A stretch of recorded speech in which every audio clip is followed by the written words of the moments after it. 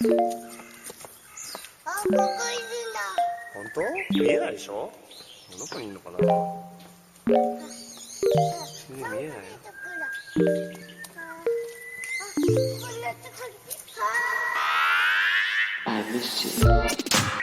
Hey everyone, welcome to another episode of Waypoint Radio.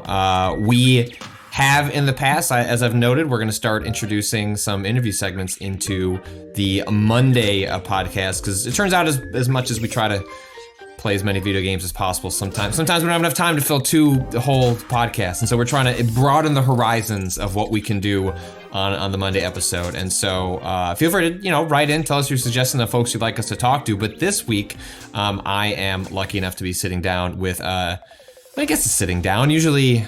Well, we'll get to us talking at GDC, but Andrew Shouldice, the designer, creative director, someone who wears so many hats. What do you call yourself for the upcoming action adventure game Tunic? That's a good question. If you have any suggestions, you have to put something in the credits, right? Like you'll be listed. No, it's blank. It just says my name. Oh, so you despite the fact that you're in the closing weeks of working on Tunic, are you just going to cop out, just like not actually assign yourself a title? I mean, it feels weird to I don't know. Yeah, I mean, like director, but everybody on the project is so self-directed that I feel like I'm not directing them. Yeah, good. I mean, I guess creator, visionary.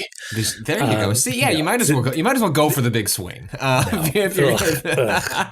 hate that. See, now this is what I'm looking forward to. Is like whenever I get into playing, Tunic in March, I'm going to be less interested in what is the mystery here. Look at all these tiny, beautiful details in the game. I'm going to be wondering, what did Andrew decide to credit himself in the game?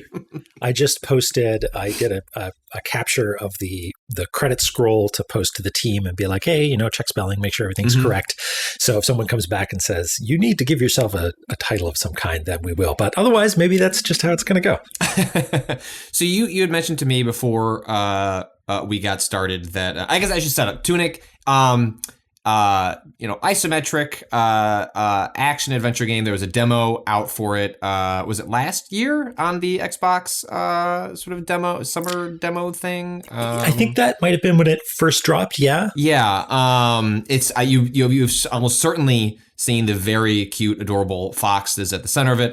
It's been compared to sort of a Zelda-esque, Dark Souls sort of inspired in terms of its like mystery sort of adventure. And you mentioned to me that, like I said before we started recording, that we'd actually met roughly almost a decade to this recording date at a GDC back when I worked at Giant Bomb and I lived in San Francisco at the Game Developers Conference. And you mentioned I thought was interesting about you mentioned that other than time is forever, and 10 years ago does not seem like 10 years ago, but I guess it is that you're working on Tunic, and for a long time you worked at a casual puzzle adventure game company, Silverback Productions, before you kind of split off and to start working on Tunic. And I kind of wanted to start there, like what how do we get from spending, I think I saw it was like 6 years at Silverback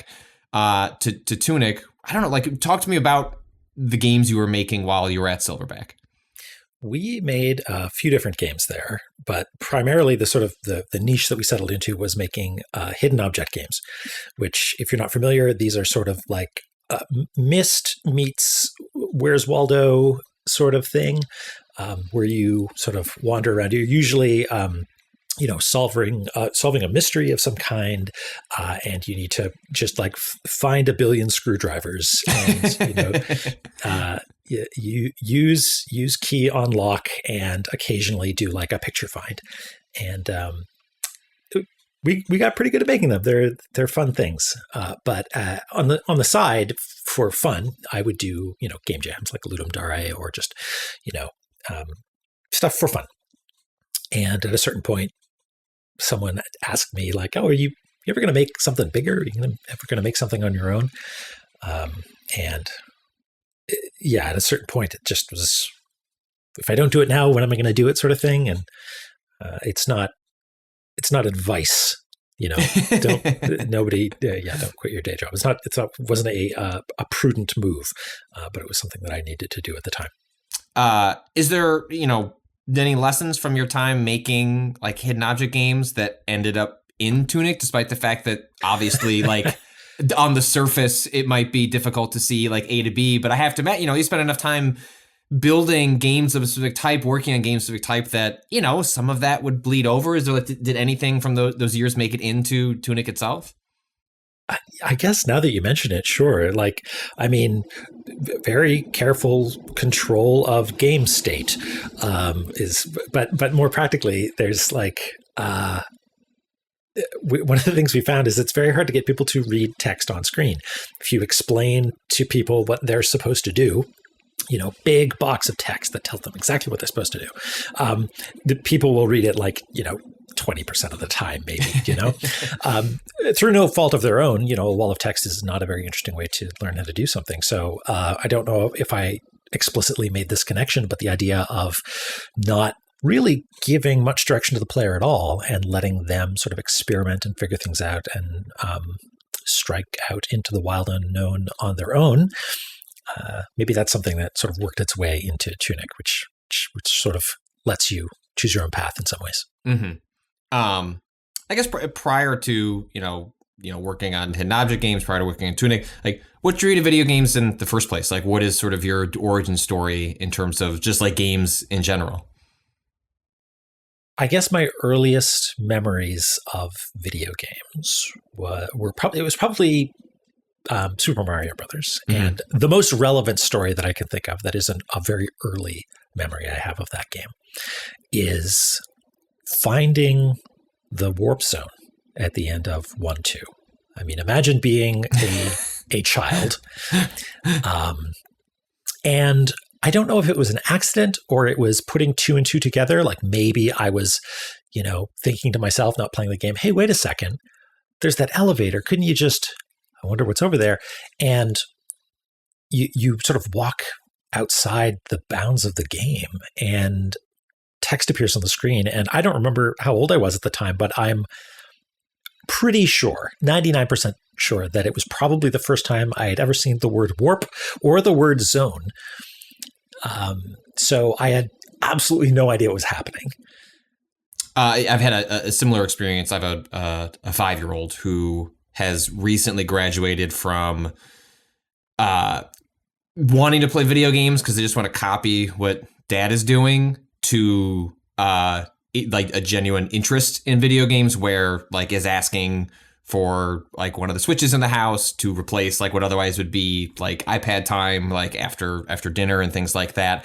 And the game that really kind of hooked her was New Super Mario Brothers U Deluxe, which is an incredible mouthful of a name, but it's the Switch version of the Wii U New Super Mario Brothers game. And one of the genius things that are in those games is the ability for her to hit L and R and then she pops in a bubble. And so I was able to help guide her through difficult areas in the game while she kind of was getting her feet wet, just grasping what it was like to move in a space. And that's all to say, now that she's kind of gotten her kind of the foundational knowledge of how to at least move from left to right. I remember one time we were playing and I said you should try and go down, see if you can go down to that pipe. She's but why? Why? I know I'm going to go forward. I'm going to find the fireball, try and fight the enemies. And still to this day, despite the fact that series has been iterated on a billion times, it does, at no point does the game pop up with any tutorial text or put a big arrow that says, hey, if you press down on a pipe, you might go somewhere that's a secret. And it's not, her discovery of that was not as profound as a warp zone, but it was delightful that something similar to that could still exist in a series that you would think, oh, they figured out how to communicate all this to players. And of course, over the long span of time, they would try and make things a little more obvious. And to some degree that is true. But just the simple fact of there's a mystery down that pipe. We're not going to tell you that you could even do it. It's not necessary to beat any of these levels.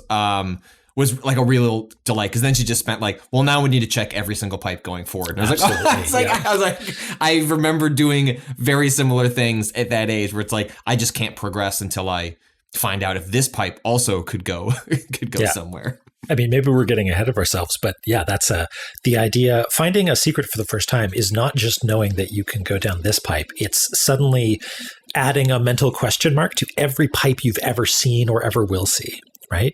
It's enriching the world in a way and making it a lot more exciting. And in the case of, going down a pipe or finding a warp zone, the most exciting ones are the ones where you show up and you don't know what's going on, like the meaning of it feels very profound. And it seems, I played the demo of Tunic last year, and then I also remember playing it back when I went to things like E3, and I think when it was, there was a trailer at one of the showcases, and then so there was a build of the game on the show floor that I was playing around. But one of the things that really sticks out about Tunic, and seems to really have drawn you into kind of the game you want to make is the sense of mystery, is the sense of giving players options to figure out the adventure they want to go on themselves. And it's easy to see where you've landed, years into the project and where that has come out. But I'm curious, like when you're sketching out that idea, when you're thinking about like the possibility space, like, I don't know, where do you start? What was the first thing that you did on building Tunic? Like, is it a line of code? Is it a piece of art? Like, what is like Tunic day one, even if you didn't know it was Tunic yet? Yeah, good question. I think it was probably some amount of art design was one of the very first things. Like the world has this strong emphasis on sort of bounced light, like the sort of ambient glow of the light of the world. And so some of the earliest experiments were, what is it like to have, the sunrise and see this, world cast in light with this strict isometric perspective, and starting to experiment with things like, how do we deal with the player going behind things and you can't see them anymore? Do you do the outline thing? Do you swing the camera around? And I spent a lot of time trying to get to do that thing where the world sort of dissolves and you can sort of see through. And that, I mean, I got that working, but it didn't feel right at all. And in retrospect, I think one of the things that ends up being sort of a very important part of Tunic's design is being able to slip behind corners and explore in places where it feels like you're not supposed to be. Do you know what I mean? Mm-hmm. Like finding little secret paths and making sure that the world feels solid and grounded, and you're just this little friend sort of finding your way through it. Why Fox? Early on, I was not especially, so my background is primarily in programming, and I did a bunch of UI design back in my previous life, but 3D modeling was something that I had only dabbled in a little bit. And so the very first Fox was mostly planned on graph paper, like, oh, this is where the vertices will go. And because I wasn't super proficient in Blender or anything. And so I didn't want to be like, oh, you're going to be a human, because then all kinds of questions come up like, well, what is this human going to look like? And you need a character creator. So it's just easy to be like, no, you're the avatar for anybody playing this game is this Fox. And it sort of worked out because it's a game about discovering mysteries and getting into trouble and things. And foxes sort of have that mischievous air about them. I would like to say that this is something that I knew from the very beginning because of the nature of the combat. A fox having, a big head with this pointy nose and big bushy tail. Orientation of like where your character is looking and stuff becomes sort of obvious and important, and having that sort of arrow shaped player character sort of helps.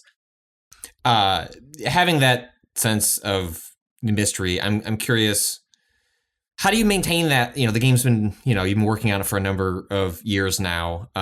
You see things over and over and over again. Obviously, you can get other people to play it, so you can kind of like get a sense of how other people respond to it. But like, how do you maintain that sense of mystery even for yourself as you become so intimately familiar with every little bit? I imagine eventually must kind of lose grasp of like what is and isn't mysterious when you've built it and stared at it for tens of thousands of hours.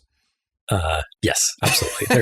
It has been bled of joy. It is nothing but a folder on my computer with absolutely nothing interesting in it. It's that's a practical thing. I remember thinking really hard about this. Like, how do I not just, stay motivated or whatever, because that's not an especially useful line of thinking, but how do I know if this still feels correct? Like, how do I hold on to this particular, ideal of mystery or whatever, when it's like the mystery has been just shaken out entirely.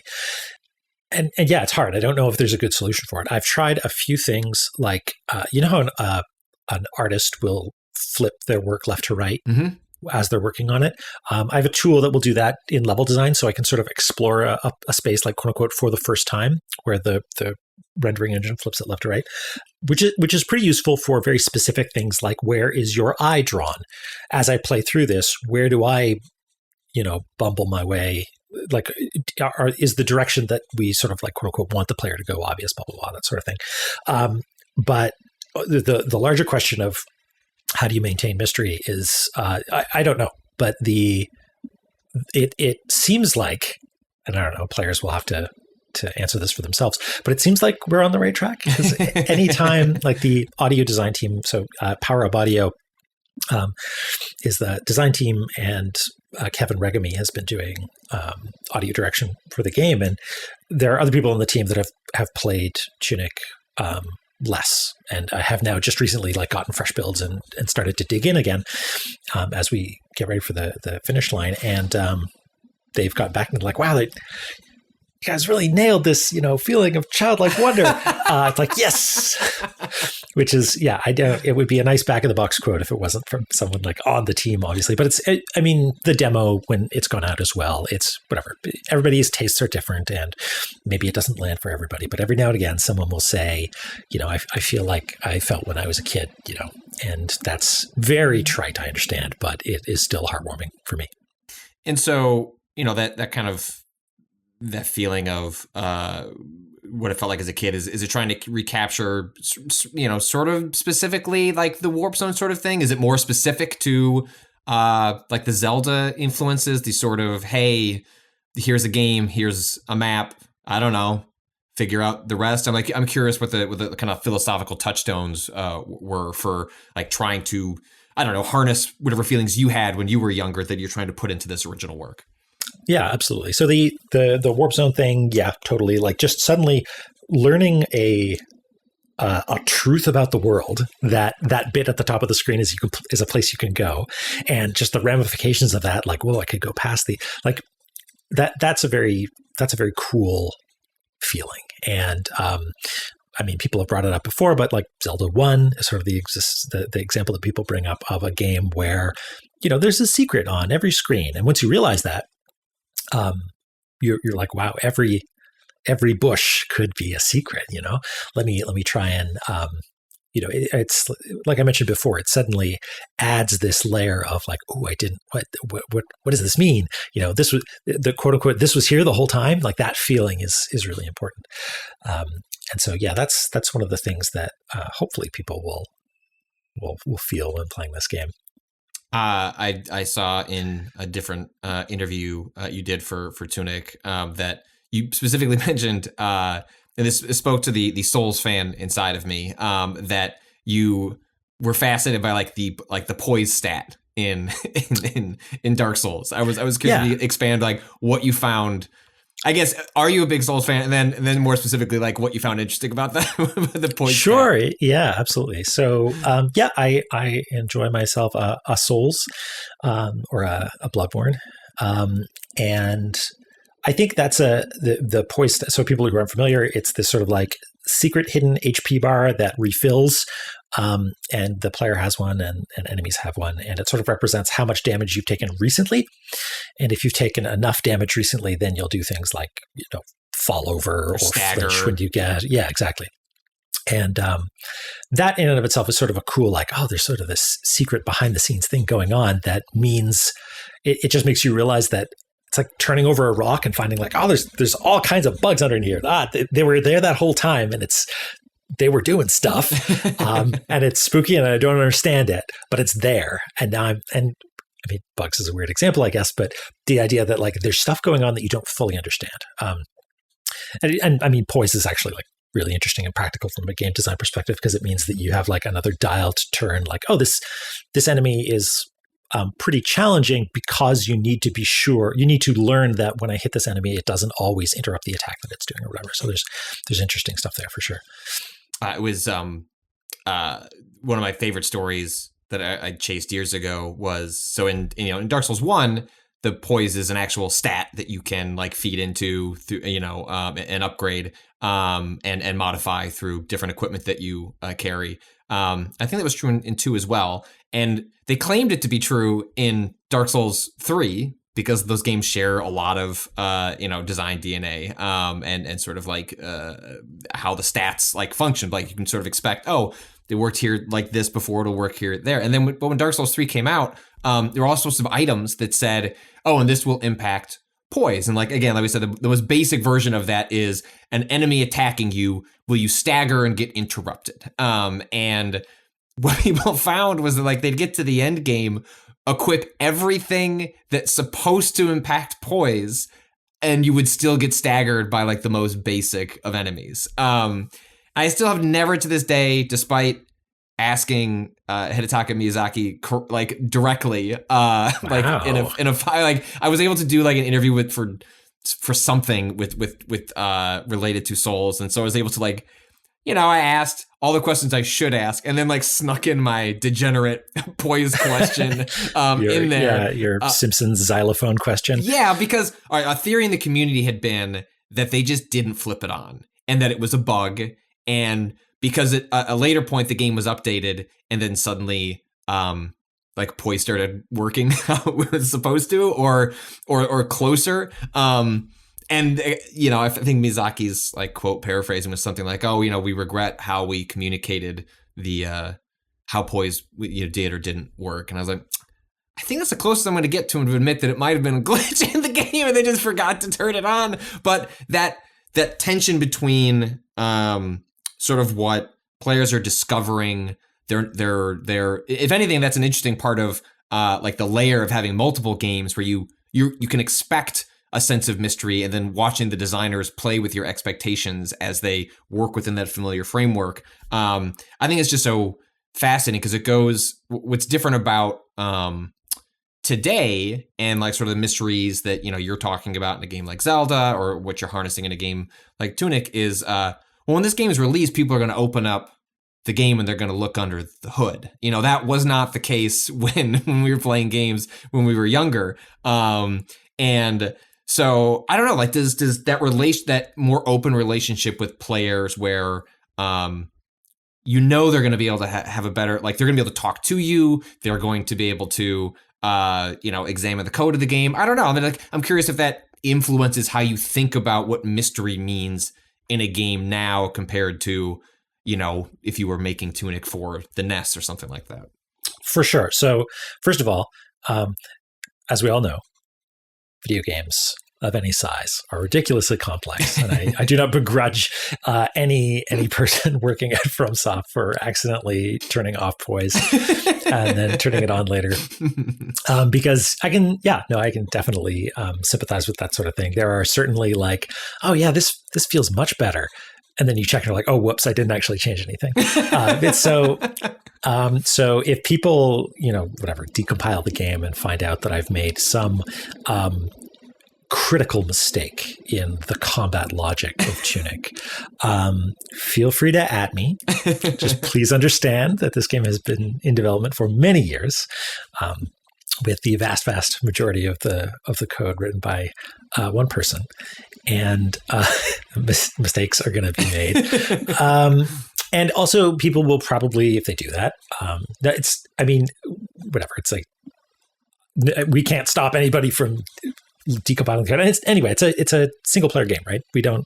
If you want to mess with it, by all means, whatever. You'll probably find like a lot of weird unused stuff because a lot of combat design is iteration, or not just combat design, but in general is iteration. Like this is a weird trashed concept for a thing, or this is a feature that was explicitly turned off for a reason. So there's definitely going to be stuff that people find in there. And as far as people sort of like doing what I mentioned before, where you like turn the bag upside down and shake out all the secrets, and then you're like, the bag is not interesting anymore because it has no secrets in it. I've noticed a couple of things. Number one, the community, at least surrounding the demos that we've done, self-policing is the wrong word. I don't like that, but the idea of someone coming in and saying, I figured out all the secrets, here they are, like copy paste. Like someone could do that, and maybe someone would, but generally speaking, people have been very nice about being sort of offering oblique hints to one another when someone asks, like, oh, I don't know where to find this last item that was hidden in the demo. People will, say, oh, did you check the back of page 21 in the instruction manual? Or here's a series of emojis that is a sort of weird hint, or like good use of spoiler tags and whatever. So I think there's this thought that, nothing can be secret anymore, especially with this internet thing. But people like mystery. People like not knowing. And the reason people are so sensitive to things like spoilers is because they want to experience things for the first time. And if they really want to go in and read a wiki or whatever and have everything spoiled for them, it's like, that's fine. Don't ruin it for anybody else. But generally speaking, people will play the game the way they want to play it, which is maybe, trying to figure everything out on their own. Well, I actually think what's so fascinating about the fact that people now can sort of like dig in.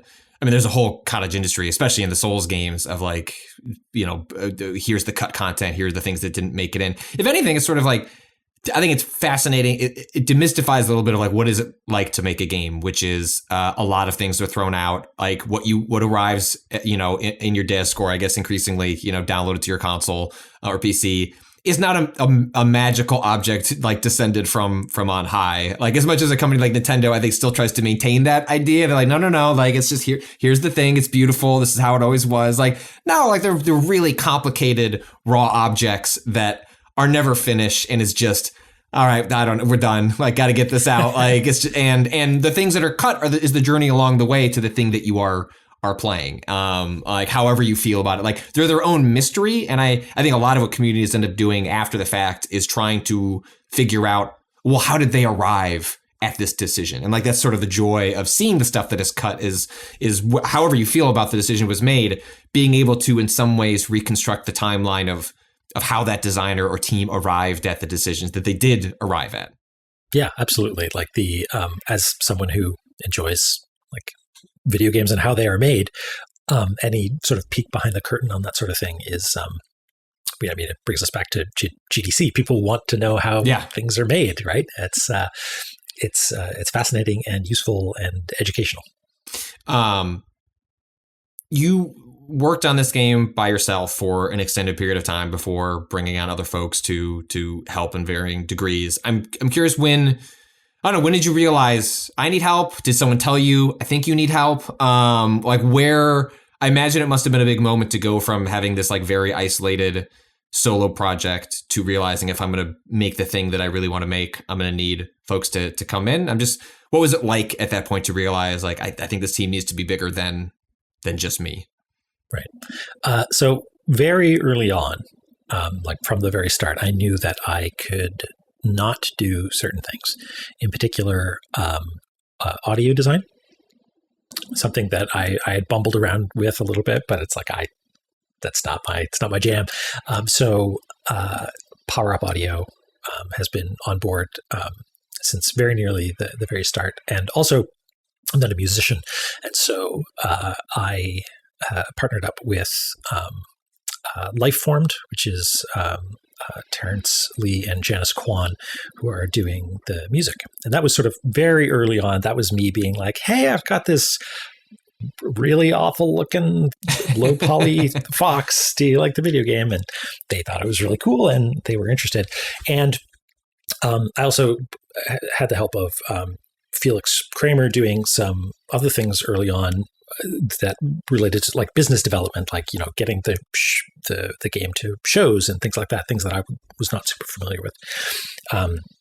And then eventually partnering with Finji to handle, that it's the metaphor of like the more you know, the more you realize you don't know. Mm-hmm. And as I was learning stuff about like the horizon expanding or whatever it is, there's just so much stuff that someone like Finji, they're extremely good at, that I would have no idea was even a thing I needed to do. And so they've been really instrumental, and not just doing like capital P publisher type stuff, but also the sort of production support that is, hey, you should probably get some help finishing this video game.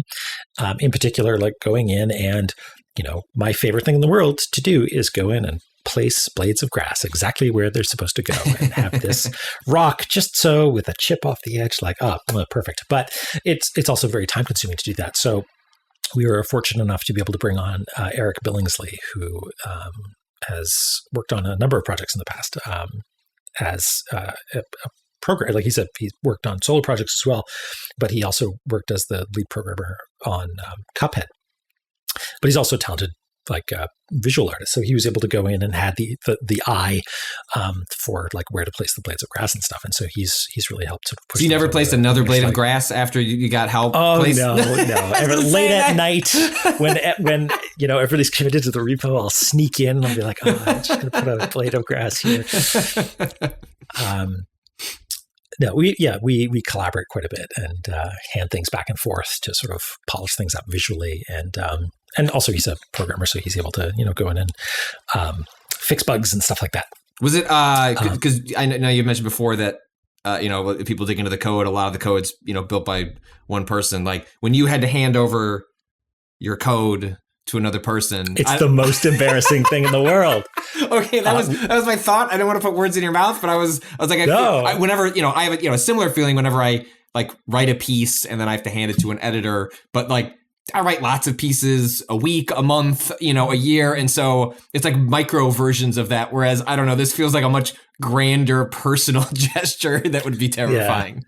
Yeah, I built a clock and it's made out of dirt. It's just falling apart constantly. There are people now. So we're working also with there are lots of people who are providing ancillary support for this as well, including like a porting house and that sort of thing, getting it onto running well on Xbox.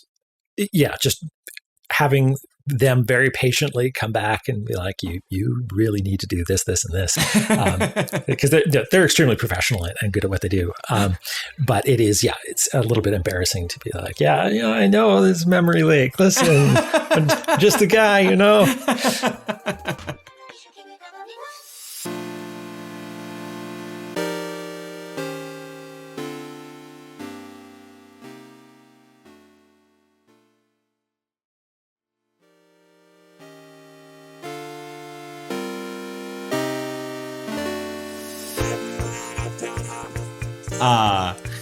And as you heading towards this kind of, well, not back half, like the final. I mean, are you done with the game? Are you still placing blades of grass? Like, have you been banned from grass placement yet? Like, when is someone gonna like hit your hand and like tell you like, hey, this has to go through?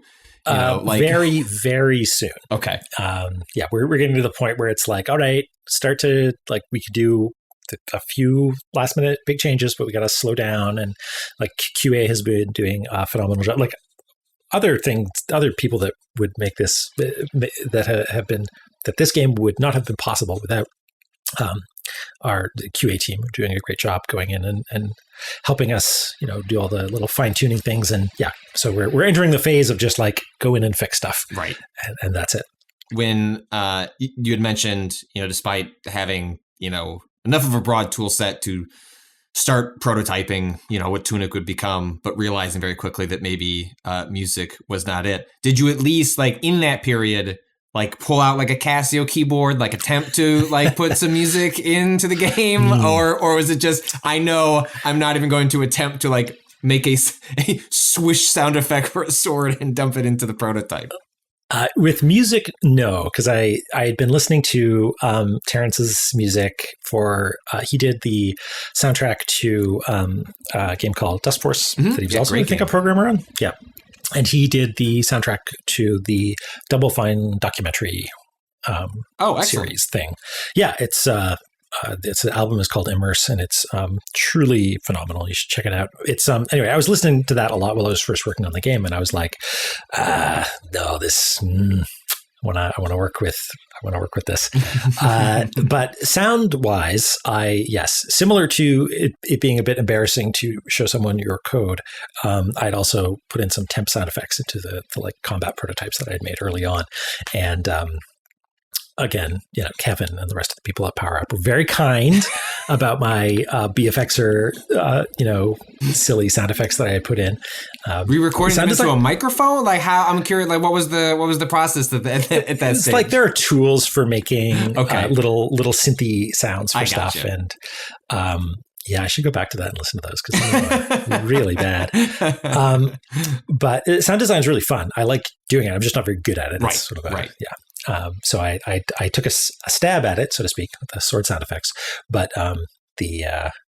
it's funny, like going from that to a conversation that I had with Kevin just yesterday, I think, where he was like, "Oh, I need to spend time working on this, like the sound effect that plays when you start the game." And I'm like, Kevin, don't worry about it. Like it's fine. We don't need a special. And then he's like, no, I already did it. Let me play it for you. I'm like, oh, that's so good. Forget everything I said. Never mind. This is awesome. And just, so having their sort of professionalism and dedication and skill is really elevating the whole thing. How much, I saw you mention a different interview, maybe it was with IGN a year or two back, in which like, you finally felt like the game had taken shape or form, or I think specifically said like, I know what it is. And I don't know, what was the journey to getting to like, I know what it is? Like, cause obviously you can show screenshots, little, clips of like the combat and exploration, but I got the sense from that interview answer that like that broader sense of like, what the hell are we building was something answered like much deeper into the process. And I'm curious, was there like a moment where it felt like you knew it? Was that like a gradual process of realization? Like where do you arrive at the turning point of like, okay, I know what this project is. I know what I know I could see an endpoint of how we could build towards that. Yeah, for sure. So this sort of ties back to that question that you asked earlier about a game. What is it like to make a game full of mystery but have nothing in it be mysterious anymore? And what that means is that early on, you're like, all right, mystery game time. I'm going to make a thing. It's going to have a feature. What's the feature do? I don't know. Isn't that exciting? I love not knowing things. And so the process of like taking this like extremely exciting sort of like vapor, this gas of cool ideas where everything's a little ethereal and doesn't have, and then realizing that's like, no, you got to like turn that into a physical, you got to like crunch it down and cool it down and let it sort of like crystallize and anneal itself into an actual product, like a thing that people can play with a beginning, middle, and an end. And that was that when anytime that I had said, like, I finally realized what it was, it's probably at that point, I knew what it was more than I ever had before in the process. Mm-hmm. So it's sort of this gradual thing as it crystallizes. But yeah, that process was tricky at the start because of the thing that you talked about before, where it is extremely seductive to add yet another loose end. Because then you don't have to cut it. You can always just say, well, I'll just keep walking in this direction. And so even though I'm scared and I'm not really sure what I'm building, like, well, if I just add another a layer on the road, I can worry about figuring that out later. Right. And that's why there's a bunch of like, I guess it's not cut content, but like abandoned ideas and refined ideas. And like most of the things in this game have been redone at one point or another, at least once, sometimes more. And so that process of, instead of just making brand new things, starting to close those loops and making it more cohesive, is the sort of thing that made me feel at the time like, well, that's it, no more mystery, right? And that's why it's so heartening to hear people having at least some people having a wondrous experience playing it. Like it's still having that mystery. Did you find that were there moments where, I imagine over the course of years where you feel like, well, I'm iterating in this direction, we're cutting these things, so we're working towards a better version, but that you got to a point later like, well, actually, I think that idea that we cut a couple of years ago was pretty damn cool. I think we should actually like to take that and shuffle it back to the front and make it back totally. in. Yeah, absolutely. There's it might be an apocryphal quote, but I think it's a Miyamoto thing that's like an idea isn't a good idea unless it solves at least two problems or something like that. And so, saying like, hey, we had this sort of dead end idea that was a problem because it was a dead end. We have this other dead end idea that's a problem because it's a dead end. Together, it's you have two fewer problems. Is very satisfying. And yeah, especially when it comes to, a game about keeping things mysterious and not explicitly telling the player what to do, needing to be like, all right, what does the player have to do and figure out what it is, sort of hooking all those things together and coming up with something that feels hopefully sort of mysterious and ineffable as you're playing it, but sort of as you start to understand it, has some internal consistency is, hopefully it lands. Did you find that in releasing that public demo, in which you're broadcasting the game to a much wider audience than just showing it to press or your colleagues or the companies that you work with, was that part of the process of like figuring out like what this is and closing all those loops, or was it more just validation for what you already felt like this is what it is? Like, we've already closed the loops. Hopefully people like them. I'm curious, like, where you were at personally in that process when it was finally time to like show it to the world at like one of the, in the biggest ways possible by slapping it on the front page of the Xbox store. Yeah. So we had showed the game at, in-person shows in the before times, and that provided, because even that, very relatively speaking, early on in like 2016 or something like that, at the very first PAX that it was at, it was sort of like we sort of don't know, like the demo was just, here's a bunch of the game that's built, wander around, which it turns out makes for a terrible demo, especially when there's like a lineup of people, which is a good problem to have. But we're like, we know we built an open-ended game. Someone go to the Staples and buy a timer so that we can move on to the next person. Yeah, no, it was, and so later on we built these tighter versions of the game that were mostly like, hey, you have like half a teaspoon of exploration and maybe a tablespoon of combat, and that's really all the time that we have for it. And so those demos on the show floor didn't really have time to show like overall structure to people. And even the Xbox demo is just like a really tiny sort of slice, not just of the space that you explore in the game, but also sort of like thematically, what are the things that you're doing, and what does it feel to explore? Like, we tried to capture those things as best we can. But so the feedback that we got from stuff like the recent Xbox demo is very valuable. It's things like, we can fine tune this sort of like stuff from a combat perspective and like, tweak difficulty a little bit, and get a sense for, like I was saying before, what happens when a tiny little community forms, trading secrets and helping one another out. How frequently do people find things?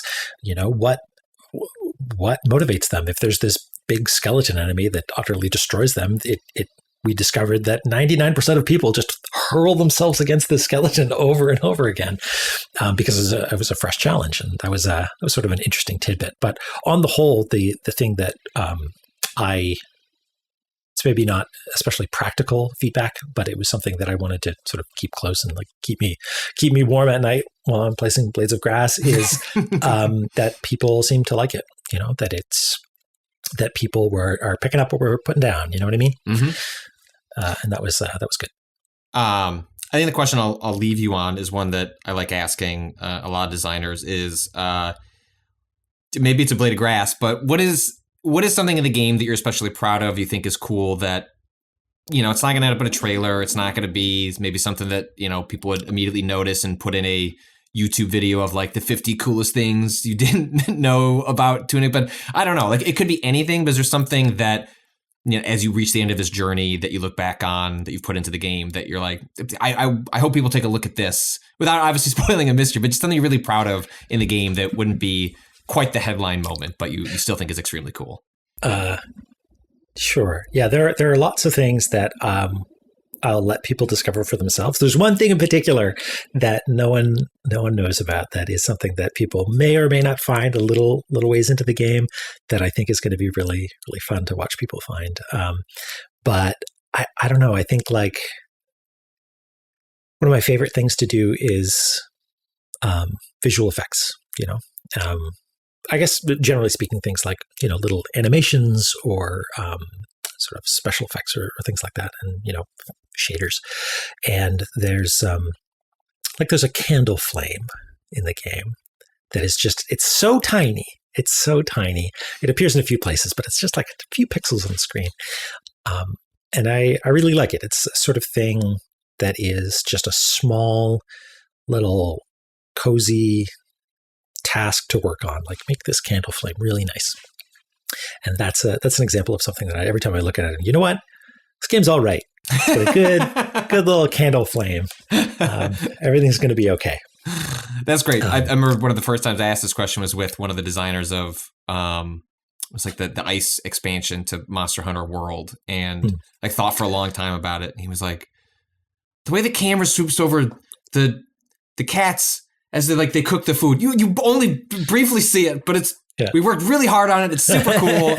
And I was like, that's great. That's exactly what I'm looking for. So like the little flame is exactly the same type of thing. Well, Andrew, I've sincerely appreciated the time. Tunic is out March 16th, right? Do I have that correct? You got it. I can't wait to check it out myself. I really liked the demo. I was immediately charmed by a video game that says it has like an instruction or dialogue box, and it says, well, you're just not gonna be able to read any of this. Good luck. And I was like, that's a very bold move, Tunic. Like, okay. I'm curious to see where it goes from here. Yeah, we didn't really talk about the instruction manual at all. It's got an instruction manual in it, pages for it, and yeah, it's got a lot of really very handcrafted, a lot of tiny details that I'm sure you are excited for people to discover as well. But I want to thank you for your time. I don't know, is there anything else about the pitch that like I didn't get to? It's March 16th, Xbox, PC. Is there anything else I'm missing? I think those are the main things. I mean, people can check out tunicgame.com if they want to sign up for a mailing list or whatever. But yeah, play it on Xbox on March 16th, and it will also be available on Steam. Great. All right. Thanks so much for your time, Andrew. Awesome. Thanks, Patrick.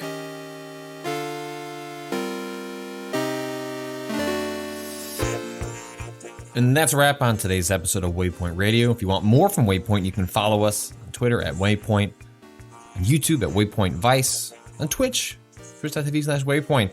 Our theme music is by Bowen. The track is Miss You off the EP Pale Machine. You can learn more about Bowen at waypoint.zone/Bowen. You can follow my work at Patrick Klepek. We'll be back later this week with a full-fledged, full-cast episode of Waypoint Radio. Until then, fuck capitalism, go home.